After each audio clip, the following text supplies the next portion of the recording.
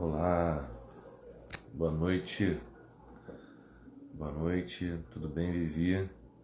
Boa noite, vocês que estão chegando, boa noite, Vivi, tudo bem? Boa noite a todos vocês que estão chegando, entrando aqui na nossa sala, nosso bate-papo de hoje, na nossa quarta-feira, sobre o tema Fé também é pensar. Fé também é pensar. Nós estamos falando sobre o tema Fé também é pensar. E é um prazer estar com vocês aqui. E eu espero que a gente tenha uma noite extremamente agradável, extremamente produtiva, uma noite extremamente onde as pessoas sejam alcançadas pela mensagem que eu tenho para trazer hoje. Giane Menezes, boa noite, Giane, tudo bem? É um prazer ter vocês aqui, é um prazer ter todos vocês aqui. Nath, oi Nath, tudo bem? Marci Passos, tudo bem, Marcilene? Como é que vai? É um prazer, tudo bom? Muito bom ter vocês aqui. Boa noite a todos. Eu estou fazendo uma sequência de lives falando sobre o título Fé também é pensar. E nós iniciamos, só para relembrar algumas pessoas, nós iniciamos esse projeto falando sobre a ideia de Deus e o sofrimento humano, onde está Deus diante do sofrimento, onde está Deus diante das dificuldades, diante das atrocidades que acontecem na vida, né, no mundo. Aonde está Deus diante disso? Então a gente discorreu sobre muitos assuntos a esse respeito, falamos bastante sobre esse assunto, dialogamos muito a respeito desse projeto, finalizamos ele e agora a gente está entrando na segunda etapa desse projeto, Fé também a pensar, onde a gente vai falar sobre o cristianismo na sociedade. Qual é a nossa parcela de responsabilidade dentro da sociedade que a gente vive, né? Boa noite a todos vocês que estão entrando. Eu agradeço de coração pela participação de vocês. Desde já um beijo no coração. Estão vendo muitas mensagens, muita gente falando e eu fico muito feliz de ter você aqui presente, viu? Se você tiver o interesse, compartilha, chama um amigo, chama uma amiga para participar junto desse bate-papo. Eu tenho a certeza que pode agregar muitos valores. E é um prazer ter você aqui. Se você tiver alguma dúvida depois daquilo que a gente for falando, deixe os seus comentários. Se você não quiser colocar os seus comentários ao vivo, me mande uma mensagem no particular e vai ser um prazer responder todas as suas mensagens, tá bom? Mas eu queria agradecer mais uma vez e dizer para vocês que a gente está na segunda etapa desse nosso projeto, onde a gente está falando sobre o cristianismo na sociedade. O papel do cristianismo hoje na sociedade que a gente vive. Que sociedade é essa? É uma sociedade capitalista, é uma sociedade demasiadamente capitalista, é uma sociedade que busca apenas os seus interesses, é uma sociedade que politicamente a corrupção ela está entranhada no seio da política.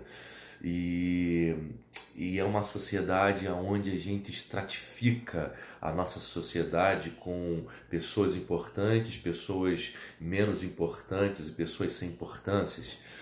É uma sociedade onde a gente atua trazendo para o âmbito das relações uma ideia de relacionamento pelo feitiço da mercadoria, aonde eu me relaciono com as pessoas pelo valor daquilo que elas têm, daquilo que elas possuem, do seu poder de compra, do seu intelecto, daquilo que elas sabem, do lugar onde elas frequentam, e não por ser par na sociedade juntamente comigo, e não como ser humano. Essa é a sociedade que a gente vive hoje, uma sociedade de interesses, é uma sociedade narcisista, e tudo isso eu vou falar mais aprofundado mais à frente. Mas essa é a sociedade que a gente vive, é uma sociedade onde a gente busca o tempo inteiro nossos prazeres, nossos interesses, uma sociedade onde a gente tem que matar um leão de cada dia e às vezes esse leão não são as dificuldades, às vezes esses leões são os próximos, o meu próximo, as pessoas que são seres humanos como eu e você. Então a gente vive numa sociedade dessa, né? E a pergunta que fica é, como cristão, como protestante, e eu quero falar uma coisa para você que está me ouvindo, é que eu vou focar na ideia do cristianismo.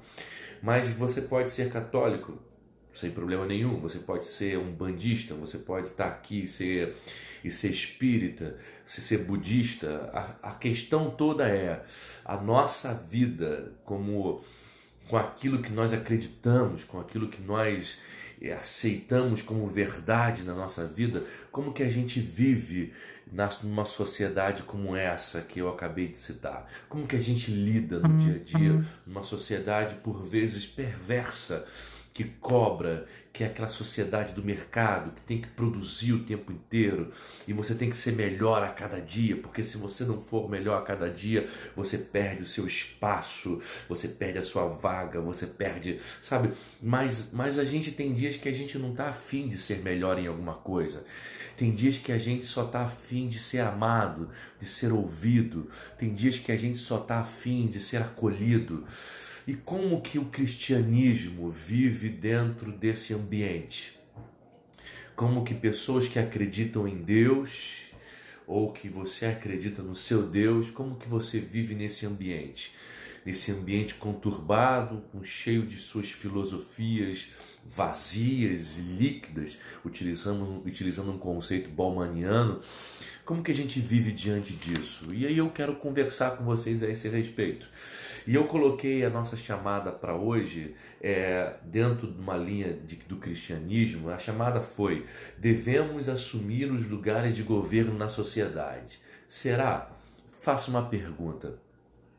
E eu quero discorrer sobre isso, eu quero conversar com vocês sobre isso, utilizando com base num texto que está na Bíblia, que está no livro de Mateus, capítulo 5. E eu quero trabalhar nessa noite todo esse conceito pela perspectiva de sal e luz. Se você é católico, você já ouviu esse termo antes, ser sal da terra e luz do mundo. Se você é espírita, você já ouviu esse conceito antes. Somos sal da terra e luz do mundo. Se você é candomblessista, você já ouviu esse conceito, sal da terra e luz do mundo. Se você é budista, se você é qualquer coisa, você já ouviu isso em algum lugar. E você já aplicou isso em algum lugar da sua história. Você já aplicou isso, seja na sua família, porque você ouviu que você precisa trazer sabor. Você já aplicou isso, por exemplo, em alguma relação de trabalho, dizendo que você precisava ser luz naquele lugar, ou praticar a luz naquele lugar. Ou seja, em algum lugar a gente já ouviu falar desse termo e em algum lugar a gente já aplicou isso. E às vezes a gente nem sabia de que nós estávamos aplicando. Então a ideia que eu quero conversar hoje aqui é exatamente sobre essa ideia de ser sal e luz numa sociedade que é extremamente egoísta, que é extremamente narcisista e que cobra o tempo inteiro de você e que às vezes cobra de você aquilo que elas mesmas não fazem. Como viver diante de uma sociedade como essa? E é sobre isso que a gente vai falar sobre aqui hoje. Rapidamente, é claro. Então, para começar, eu quero ler com vocês o texto que está na Bíblia, tá? É um texto bíblico que está em Mateus capítulo 5, versículo 13, que diz assim: vós sois o sal da terra. Ora, se o sal vier a ser insípido, como lhe restaurar o sabor? Para nada mais presta senão para ser lançado e ser pisado pelos homens. Marlon, tô vendo aqui sua mensagem. Um beijo para você, meu amigo. Muita saudade de você, viu? Vamos lá, Mateus capítulo 5, versículo 13. Vou repetir para você. Vós sois o sal da terra. Ora, se o sal vier a ser insípido, como lhe restaurar o sabor? Como se ele perdeu o seu sabor, como lhe restaurar o sabor? E ele diz mais: para nada mais presta, senão para ser lançado e ser pisado pelos homens. Está escrito, Mateus, palavra da Bíblia, Bíblia Sagrada, diz: vocês são o sal da terra. Em outro texto diz: vocês são luz do mundo. Mas vamos nos apegar a esse texto, que diz: vocês são o sal da terra. E é muito interessante porque esse contexto que a gente está falando aqui desse versículo é um texto bastante conhecido, uma porção bastante conhecida do Evangelho. E aqui a gente já interpretou e já reinterpretamos diversas vezes esses versículos, e é onde que Jesus ele fala para uma multidão de pessoas que para ouvir Jesus a respeito da sua vida, a respeito do cotidiano, de como viver a vida, de como não viver a vida para si, mas de como viver a vida para o outro. Por quê? Porque pela perspectiva e prerrogativa do Evangelho, ninguém vive só para si. O Evangelho é viver para o outro, é viver também para o outro. Então, Jesus aqui ele vem dizendo que sobre conselhos de como que a gente deveria se comportar na terra, de como que a gente deveria se comportar nas nossas relações, de como que a gente deveria se comportar nos nossos relacionamentos, de como que a gente deveria se comportar no nosso trabalho. São ideias que ele vem trazendo, porque o Evangelho para mim é isso. O Evangelho é aprender a viver segundo Cristo numa sociedade que naquela época já era uma sociedade perversa. Imagina a sociedade que a gente tem hoje. Enfim, tem um filósofo estoico que eu gosto muito, que ele diz assim, olha, o nome dele era Epicteto, e ele dizia assim, tudo flui, a única certeza que a gente tem é que tudo se transforma. Inclusive é uma frase de Epicteto que ele diz assim: nenhum homem põe o pé no mesmo rio duas vezes. Nenhum homem molha o seu pé no rio duas vezes. Por quê? Porque da primeira vez que ele vai, ele molha os pés numa água. Na segunda vez que ele volta, as águas não são mais as mesmas. E ele também não é mais o mesmo. Então ele diz que tudo muda, tudo se transforma na humanidade. E aí, trazendo para uma realidade que a gente vive, trazendo para uma sociedade que a gente vive, trazendo para o mundo que a gente vive, a questão é que a gente sabe que tudo muda no mundo, mas como nós correspondemos às mudanças que estão acontecendo na humanidade? Como que a gente corresponde às mudanças que ocorrem na sociedade? Como nós, como cristãos, estamos nos correspondendo a essas mudanças? Talvez as questões de mudanças no mundo não seja a prioridade a ser conversada aqui. E sim, talvez a velocidade delas. Porque mudar, queridos, o mundo sempre mudou. As mudanças sempre ocorreram, as coisas no mundo sempre aconteceram. A questão toda não é que o mundo está mudando. Talvez uma observação que a gente poderia fazer aqui não é a mudança que está acontecendo no mundo, mas sim as velocidades que essas mudanças estão ocorrendo e a forma como nós estamos encarando todas essas velocidades, todas essas mudanças. Se a gente está acompanhando essas mudanças, se nós estamos acompanhando os processos, se nós estamos entendendo os processos que a gente está passando. Porque às vezes eu acho que a gente vive a vida como se a gente estivesse numa enxurrada, sabe? Sabe quando a chuva vem descendo e ela vem pegando, vem descendo no morro e vem arrastando tudo no morro? Às vezes eu acho que a nossa vida, ela às vezes é como uma enxurrada. A chuva vai nos levando, a gente não sabe para onde vai, a gente não sabe para onde a gente está indo, a gente não sabe aonde a gente vai parar, a gente só sabe de uma coisa, que a gente está indo. Só que a vida não é isso. A vida não é simplesmente, como diz a música de Zeca Pagodinho, deixa a vida me levar, a vida leva eu. A vida é muito mais do que isso. No meu primeiro livro, A Arte de Inovar-se, eu escrevi um texto de um homem que viveu alguns séculos atrás, que ele dizia assim: a vida é curta para ser pequena. Se a vida já é curta na sua extensão de vida, Hoje o brasileiro tem uma média de vida de 80, de 70 e poucos anos. Se a vida já é curta, por que que a gente tem que apequenar a vida que nós temos? Por que que a gente tem que desvalorizar aquilo que nós temos? Por que que nós não podemos dar o devido valor, a pregar o devido valor àquilo que nos foi dado, o dom da vida, o dom de viver? Deus nos deu o dom de viver, mas não é viver de qualquer maneira. Deus nos deu o dom de viver, mas é para viver corretamente, viver o dom, viver o propósito, viver a missão de vida. E aí Mateus capítulo 5 vem dizendo uma das coisas que eu tenho que ser. E ele diz que eu tenho que ser sal da terra, porque o sal foi feito para dar sabor à vida das pessoas, sabor ao meu casamento, sabor às minhas relações, sabor nas minhas amizades, sabor no meu trabalho. Sabe, uma das ideias que eu gosto da transcendência é pensar em que configuração o mundo se tornou diferente depois que eu passei por ele. Qual magnitude, em que esfera de mudança e transformação o mundo ele se tornou melhor depois que eu passei por ele. Eu gosto de pensar dentro dessa perspectiva e principalmente olhar pela ideia do sabor, porque nós fomos chamados para dar sabor às pessoas, sabor às relações, sabor ao outro. E às vezes, querido, dar sabor não é dar conselhos. Às vezes, dar sabor é aprender a dar ouvido ao que uma outra pessoa está querendo falar para mim ou desabafar comigo. Às vezes, dar sabor para alguém é simplesmente eu chorar junto com uma pessoa que está chorando. Às vezes, a gente quer criar roda para trazer significados, signos à vida das pessoas. Só que às vezes só chorar junto com ela já vai ser inesquecível para uma vida.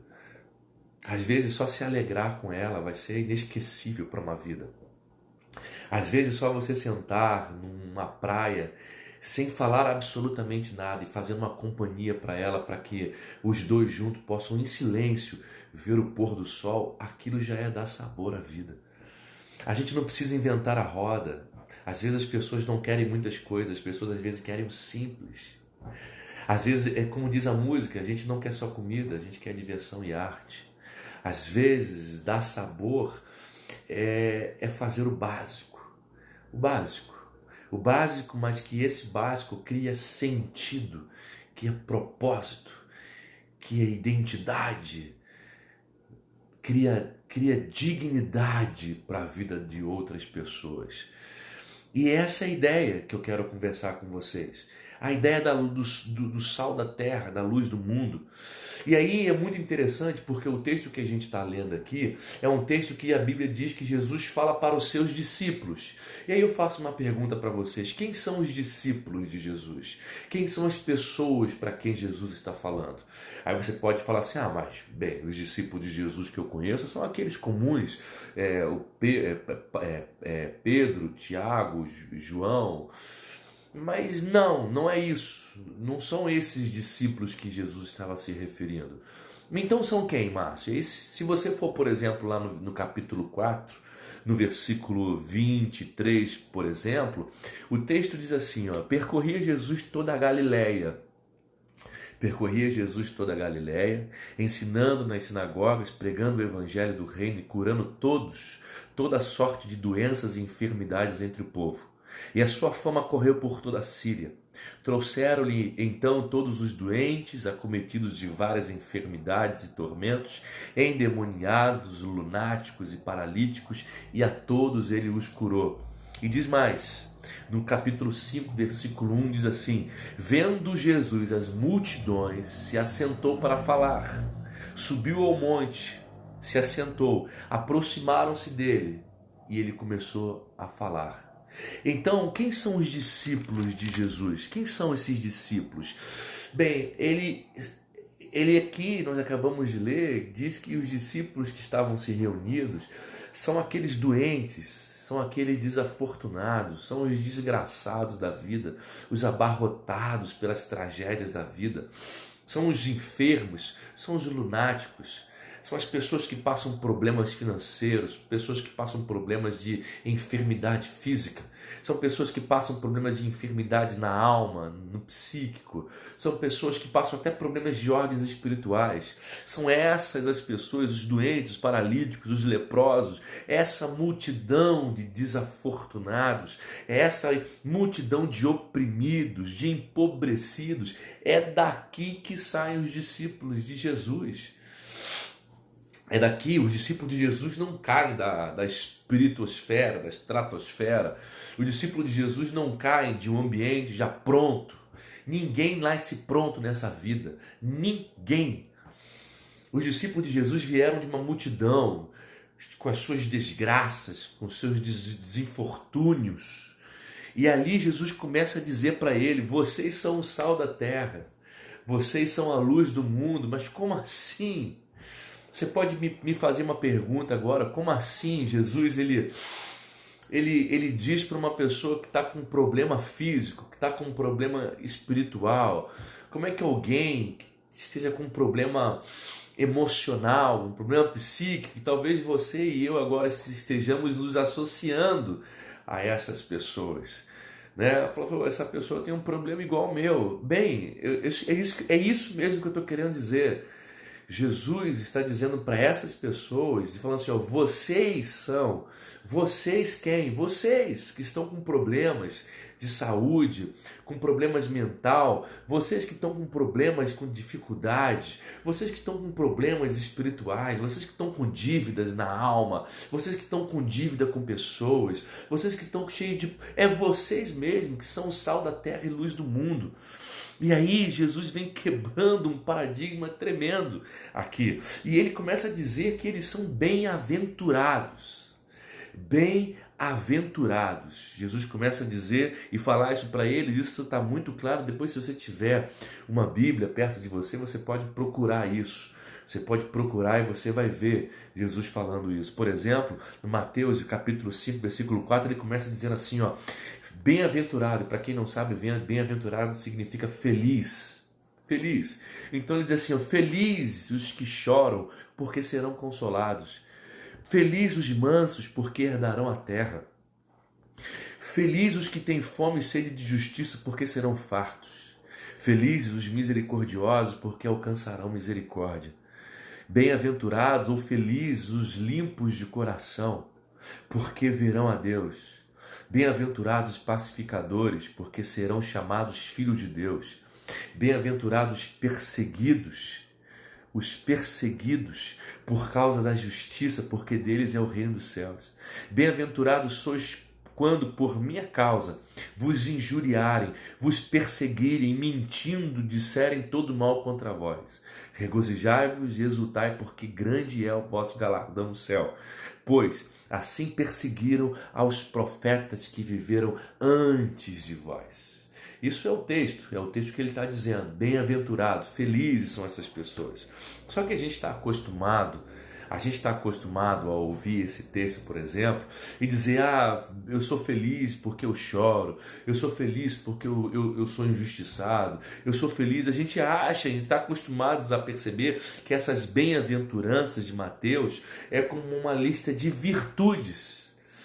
A gente está acostumado a achar que o texto de Mateus é um texto de uma lista de virtudes, como se como se alguém tivesse que seguir aquilo, como se é bom eu ser injuriado, como que se fosse bom eu ser perseguido, como que se fosse bom eu sofrer alguma coisa, como que se fosse bom eu passar por alguma situação complexa, como se eu fosse puro de coração, ser bom, uma lista de virtude, puro de coração, misericordioso, ter sede de justiça, sabe, essas coisas, é como se a gente tivesse que carregar isso.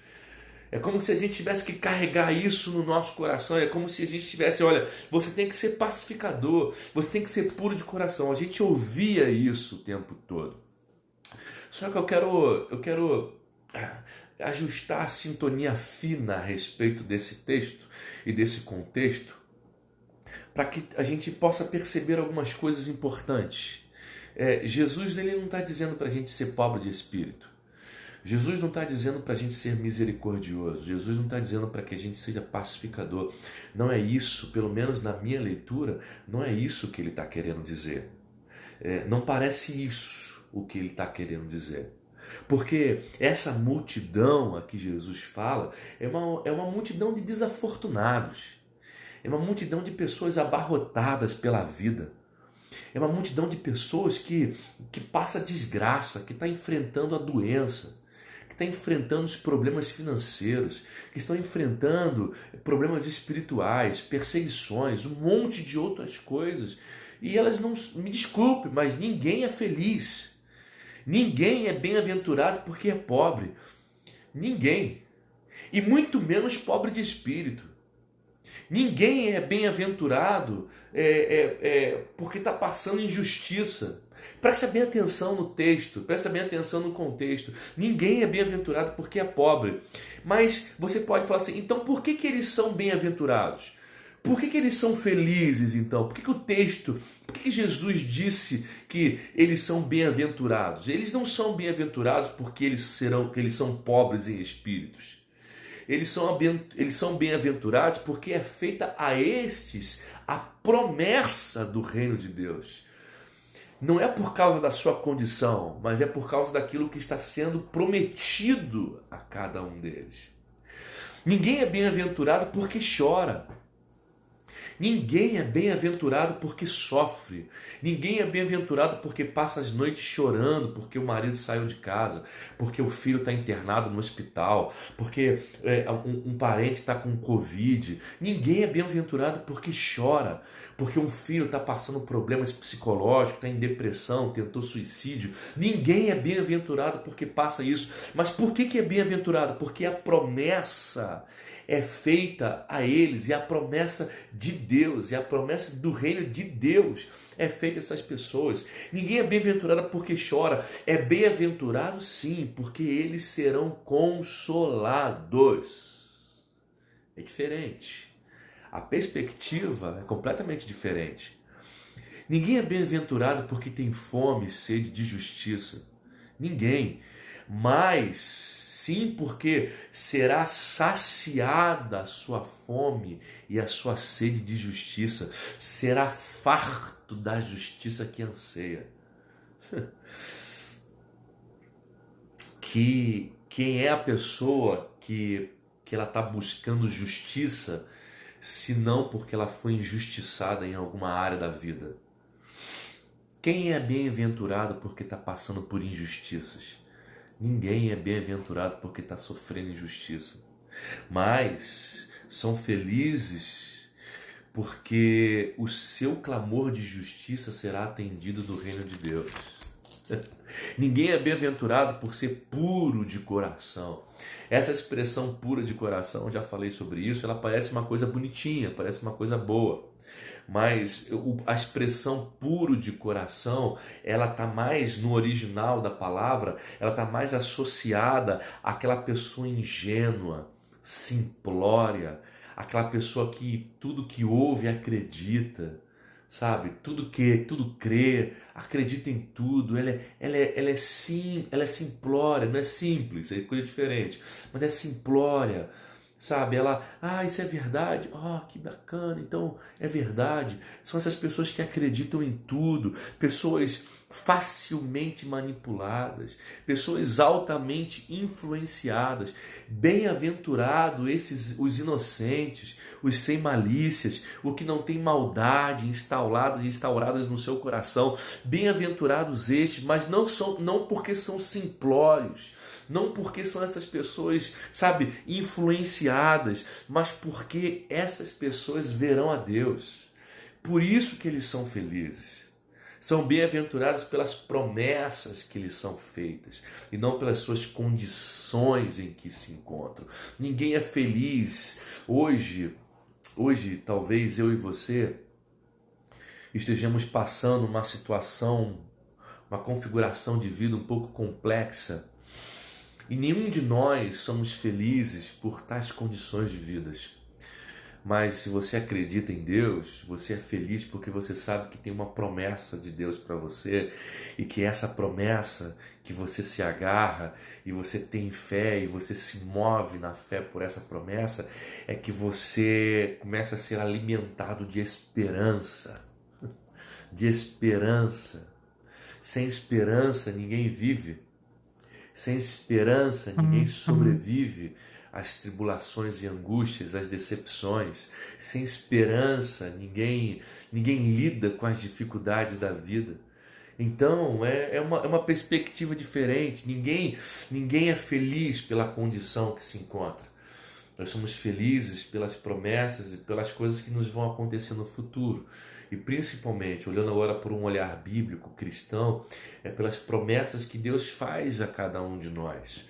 Pela palavra, pela bondade dele, pela misericórdia. Há um trecho na Bíblia que eu particularmente gosto muito, que está descrito no livro de Lamentações de Jó, que ele diz que as suas misericórdias se renovam a cada dia, e ela é exatamente por elas é que é a causa de nós não sermos consumidos.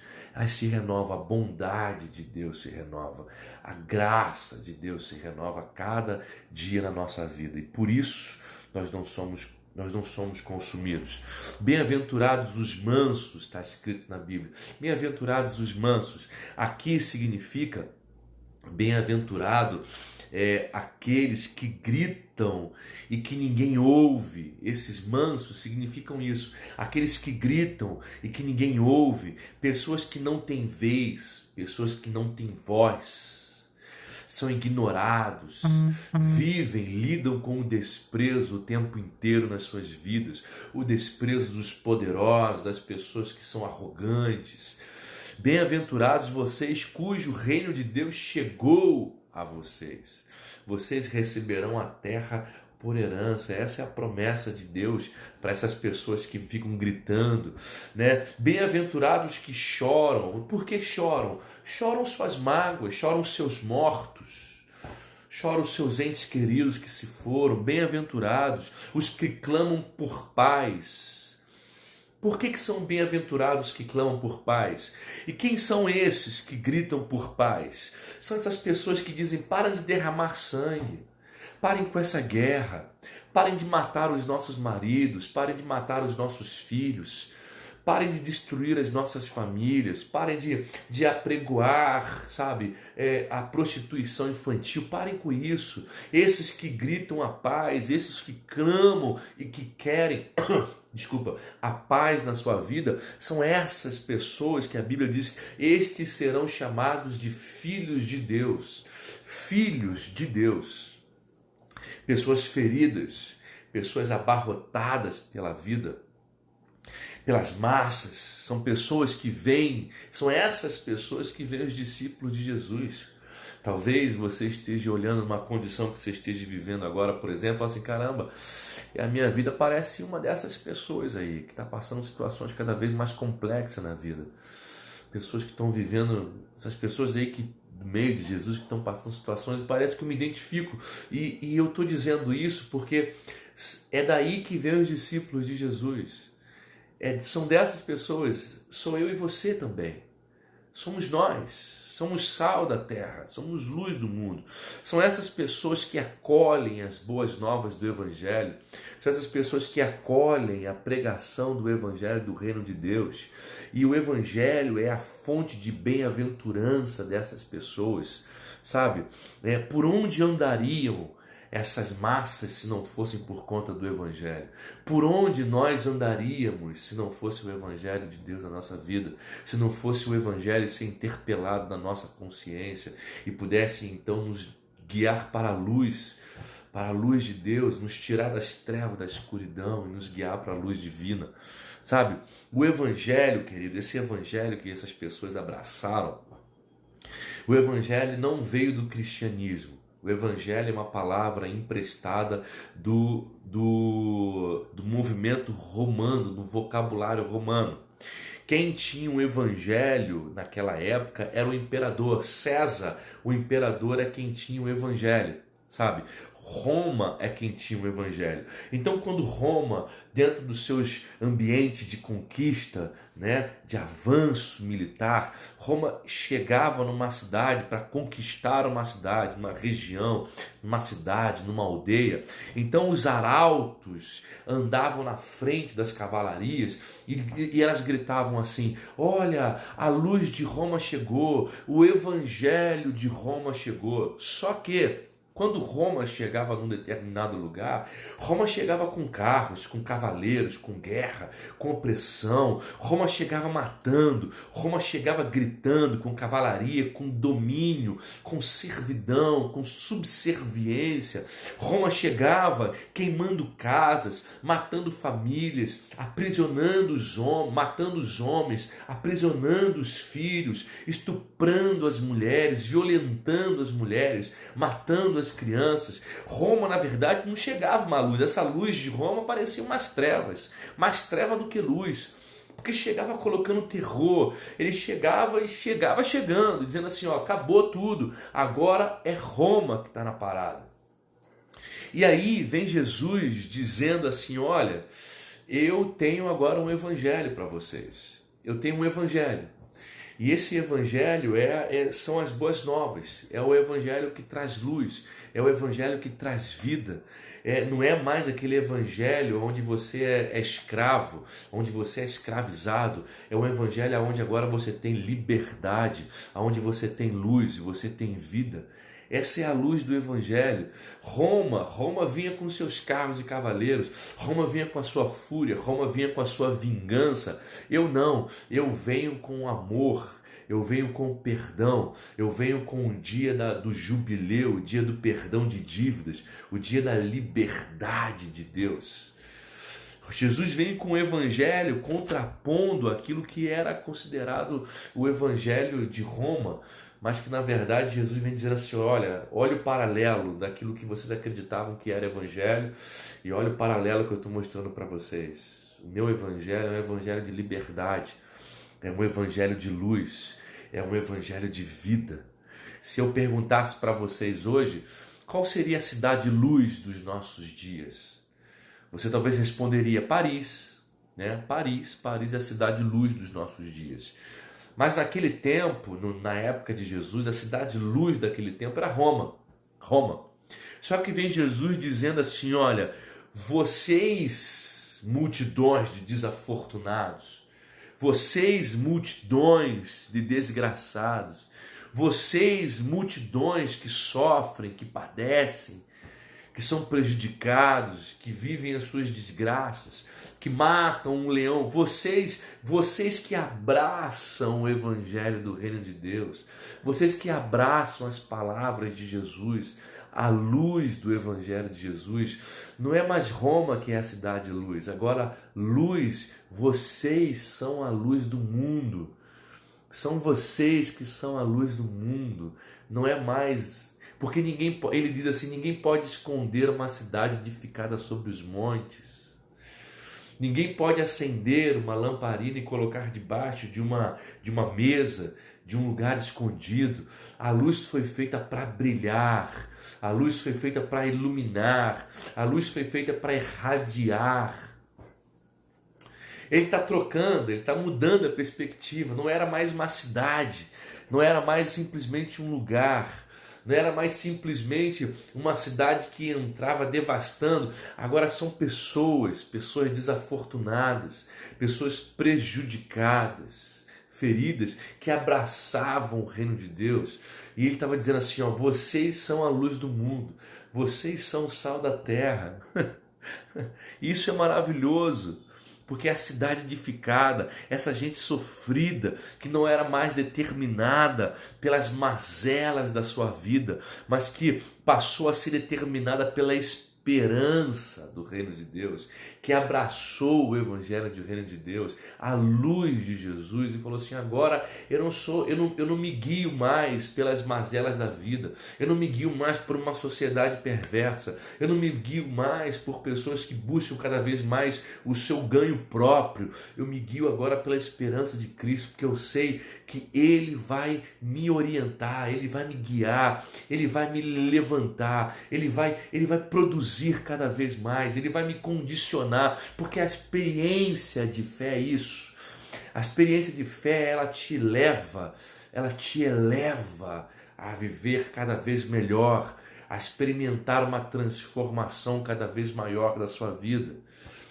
E é o que ele estava falando, a Roma deixou de ser a cidade de luz, e a cidade de luz passou a ser pessoas. Você e eu, nós passamos a sermos pessoas portadores de luz. Vocês são luz do mundo, luz do mundo. Só que uma coisa que eu gosto de bater muito na tecla para o protestantismo, digamos assim, é que alguns anos atrás a gente não tinha bancada evangélica. Alguns anos atrás a gente não tinha televisão. Alguns anos atrás a gente não tinha rádio. Pouquíssimos rádios, pouquíssimos. Só quem tinha muito dinheiro é que tinha acesso a isso. Alguns anos atrás, crente era considerado como abitolado, pobre. Eu, quando comecei no evangelho, quando comecei no cristianismo, eu cresci falando assim: pô, você virou crente, cara? Por nada a ver, crente é pobre, cara.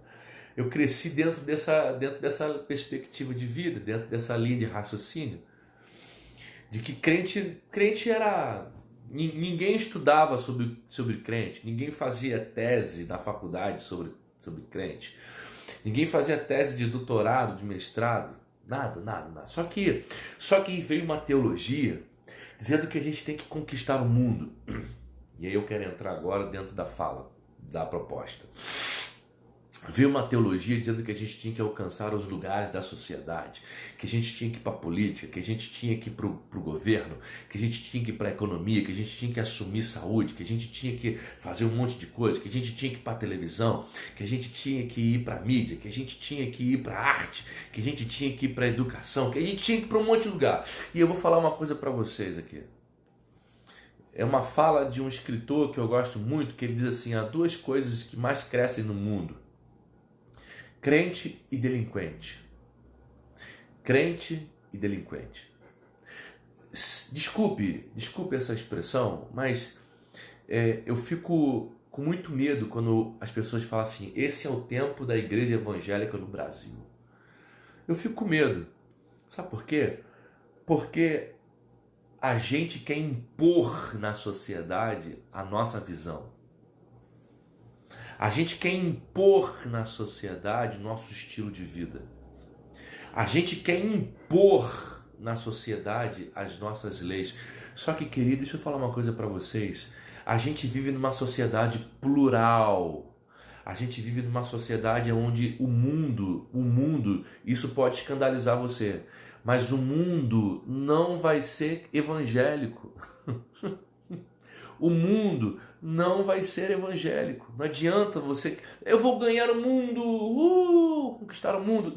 Não, o mundo não. A gente precisa aprender a conviver com uma sociedade católica. A gente precisa aprender a conviver com uma sociedade espírita, com uma sociedade umbandista, com uma sociedade budista, com uma sociedade esoterista. A gente precisa aprender a conviver com homossexuais. Deixem os homossexuais em paz. A gente precisa aprender a conviver com pessoas que gostam de usar drogas. A gente não pode impor as nossas leis. A gente não pode impor as nossas doutrinas. A gente não pode impor na sociedade de que que elas têm que viver. Não pode isso. A gente coloca deputados para assumir lugares na bancada para fazer aquilo que nós queremos para o mundo todo, para o Brasil todo. Só que o Brasil não vai ser evangélico. Eu preciso respeitar as diferenças, respeitar a diferença do outro, respeitar a sociedade do outro. A gente quer fazer lei, a gente quer fazer um monte de coisa, porque não pode ter homossexual, que não pode ter filme disso, que não pode ter... A gente não tem que se envolver, a gente não tem que se envolver. Sabe aonde a gente tem que se envolver segundo a ideia de Cristo? A gente tem que estar na sociedade, sim, mas para servir. Servir. Jesus falou assim, eu não vim ao mundo para ser servido. O Filho do Homem veio para servir. Servir. A gente quer ser servido, a gente quer colocar as leis para que tudo fique em paz, a gente quer leis para que as pessoas... Não existe isso. A gente tem que aprender a respeitar a religião dos outros.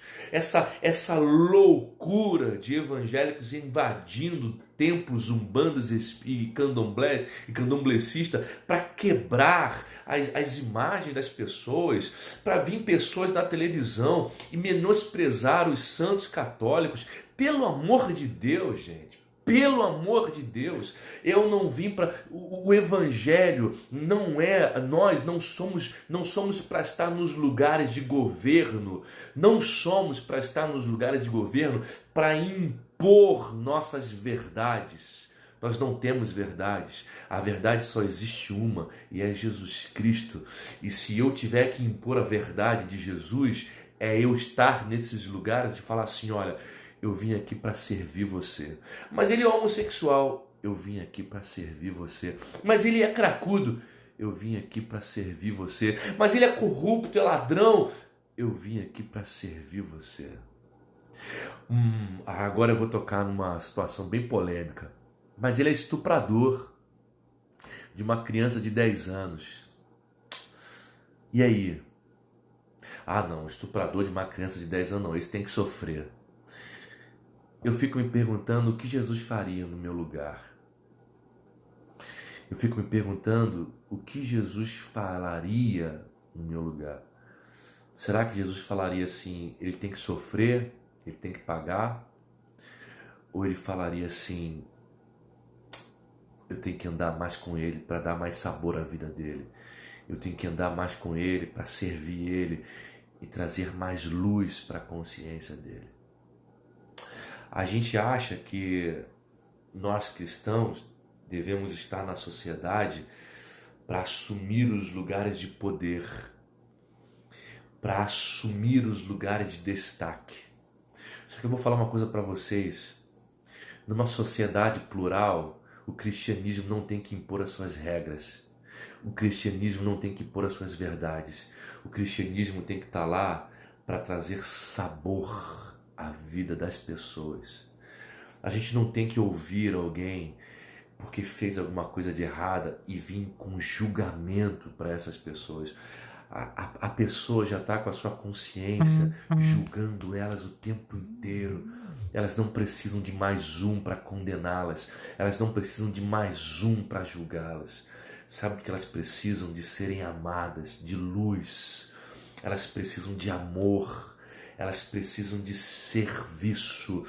Nós temos, e nós esquecemos isso, o ministério da serventia, o ministério acima de qualquer coisa, do diaconato no sentido de serviço. E a gente esqueceu isso, porque a gente quer poder, é luz, vamos conquistar. Hoje a gente tem jatinho, hoje a gente tem televisão, hoje a gente tem rádio pra caramba, tem rádio pirata, tem rádio, tudo pode. O importante é pregar, vamos falar, vamos fazer de tudo, mesmo que estiver errado, não importa, nós vamos fazer. E a gente vai fazendo, e vai seguindo. E vamos botar político tal. E a gente acha que um presidente cristão vai salvar o mundo. A gente acha que um senador cristão vai salvar o mundo. A gente acha que um governador cristão vai salvar o mundo. A gente acha que um político cristão... Queridos, entenda uma coisa. A gente vive numa democracia. E a gente vive num mundo, numa sociedade plural. E se a gente não entender de que a gente tem que conviver com as diferenças, então eu preciso entender que eu preciso procurar o meu cantinho e aprender a viver sozinho. Porque numa sociedade que Jesus me diz que eu tenho que ser sal e luz, eu não tenho que impor verdades. Eu não tenho que impor as minhas regras. Eu não tenho que impor as minhas experiências de vida para ninguém. Eu tenho que respeitar as diferenças. Eu tenho que aceitar o homossexual. Eu tenho que aceitar o drogado. Eu tenho que aceitar, entenda bem. Não me deturpe. Aceitar o pervertido. Para ser luz, não é aceitar o que eles fazem. Não é aceitar as maldades que eles fazem, mas é entender que por trás de um coração com maldade existe um ser humano. Que entender que até para Judas, Jesus morreu por ele. Que até para Pedro que negou Jesus 3 vezes, Jesus também morreu por ele. Até para nós, que vivemos muitas das vezes com os nossos descaminhos diante da vida, Jesus morreu para nós, para nos redimir. A gente não tem que estar com um olhar acusador, julgador, condenador para ninguém. Então, viver numa sociedade, buscar melhorar de vida, sempre. Temos que ter ambições. Só não podemos ser obstinados com as nossas verdades e tentar achar que as pessoas têm que ser igual a nós. Têm que viver igual a nós. Tem que caminhar nas mesmas verdades que nós. Ninguém. As pessoas não vão. Vou repetir isso. O mundo não vai ser evangélico. O Brasil não vai ser evangélico. O Rio de Janeiro ou em qualquer cidade onde você estiver me ouvindo não vai ser evangélico. Mas é eu entender que dentro dessa sociedade plural existem pessoas maravilhosas com seus poemas, com suas alegrias, com as suas diversões, e que ainda que a gente pense diferente de alguma coisa, de política, de futebol, de música, de arte, de qualquer coisa, ainda essa pessoa ela vai precisar de ser servida por nós, para que eu traga luz, para que eu traga sabor à vida das pessoas. Jesus disse: seja luz, seja sal da terra, seja a luz do mundo, seja sal. E é muito interessante, e aqui eu vou para finalizar, é que ele fala assim: se o sal perder o seu sabor, ele não serve mais para servir como para trazer sabor ao alimento. Por que Jesus dizia isso? É óbvio, a ciência diz que o sal não pode perder o seu sabor, mas Jesus estava se referindo ao sal do Mar Morto. O sal do Mar Morto era um sal que tinha um nível que ele era muito esclerosado, insosso. É um sal que perdeu sua capacidade de salgar alimento. Ele deixou de ter a sua serventia como sal. Então a única coisa que era possível se fazer com aquele sal do Mar Morto era resgatar aquele sal e fazer pavimentações nas ruas. Logo, se um sal ele se torna esclerosado, ele perde o seu sabor, ele perde a sua identidade, ele só serve para uma coisa: para ser pisado pelos homens. Que a gente não perca o nosso sabor, que a gente não perca a nossa cultura, que a gente, no mundo que a gente vive, onde tudo é conquistar, crescer, evoluir, tem que fazer isso, tem que fazer aquilo outro, que eu não esqueça de que Deus não me chamou para governar, Deus me chamou para servir. Deus não me chamou para governar, Deus nos chamou para servir. E como que a gente serve? A gente serve sendo sal, a gente serve sendo luz. Que Deus possa te abençoar nessa noite, que Deus possa te abençoar muito. Eu espero que essa mensagem alcance o seu coração e a sua vida. Um beijo no coração e na próxima quarta-feira a gente tem mais, tá bom? Fica com Deus, um grande abraço. Tchau, tchau.